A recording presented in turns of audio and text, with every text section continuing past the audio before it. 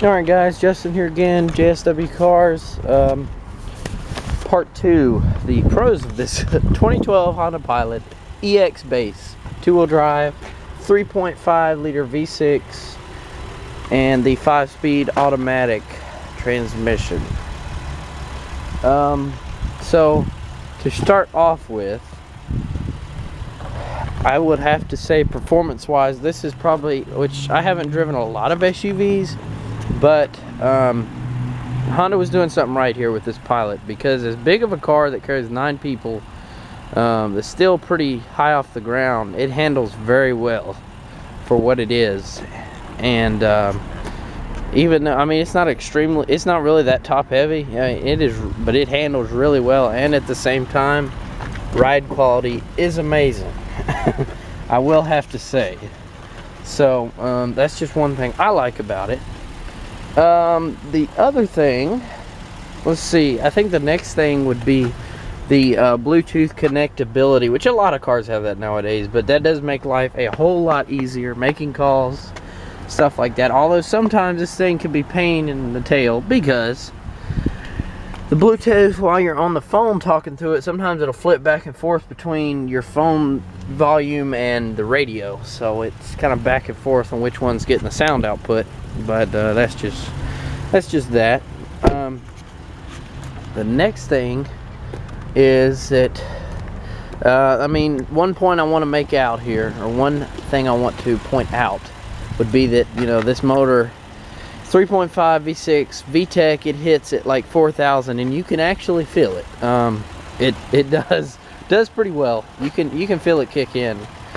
You know, not to sound all Civic gang and all that, but yeah, you can feel VTEC kick in. This thing, I think it makes 275 horsepower on the crank, so it's front wheel drive, so it's probably not much loss as far as power to the wheel, getting it down to the wheels.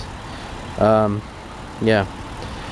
The 18-inch wheels, they do look a lot better than the older models with the smaller wheels, stuff like that. Although, of course, I would lower the car a little bit and give it bigger wheels, but it does very well. I like how it has the choice of first, second, and third, which Honda's done that for a while.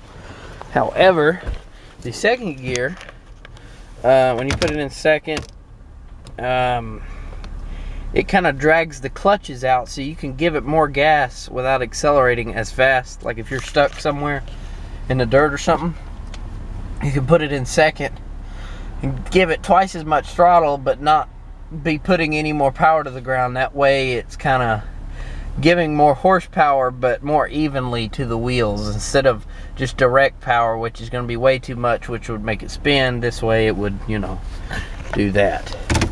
The next thing is, of course, in the trunk, my favorite things, is the stock subwoofer in this car, not Vera Bradley. The stock subwoofer does quite well. It's kind of hard to see. I believe it's an 8-inch, and I think it has 6.5s on each door and 2 tweeters up front on the corner of the dash. But this car does really well. The sound system does really well. I mean, for stock, which a lot of new cars do, but it does really well. Oh, one more thing I forgot to point out. Very good for stashing stuff.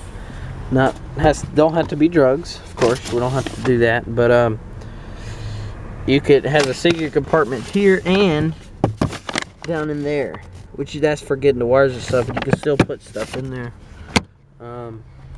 It has plenty of cup holders in the back, you know, and power outlets. I like that too. Trying to think of what else. The handling and the performance of this car, and I like that traction control is pretty much fully defeatable. Pretty close, I think. You just kind of hold that switch there to cut it. That means it's off, and that means it's on, you know. When you're turning or whatever, now this thing's obviously not a locked differential, I don't believe, because it'll do some one-wheeler pillars, you know, pulling out sometimes. This thing, it spins quite well for as heavy of a car as it is, but That's kind of a downside too, because this thing is supposed to be a sport utility vehicle, meaning it will go off-road type stuff. But yeah, that's pretty much the basics of the stuff I like about this car. I don't want to get too detailed because that'll be in part 3, which is actually reviewing the car. Like everything about it, every bit and piece we got on it, everything about it that I haven't talked about yet, all of that. But yeah, I think that's going to be the end of this video. If you could leave a like, subscribe to my channel, JSW Cars. Also, leave a comment below whether you liked it or not, whatever. Just check out some of my other videos, and part 3 will be coming soon. Alright, see y'all guys later.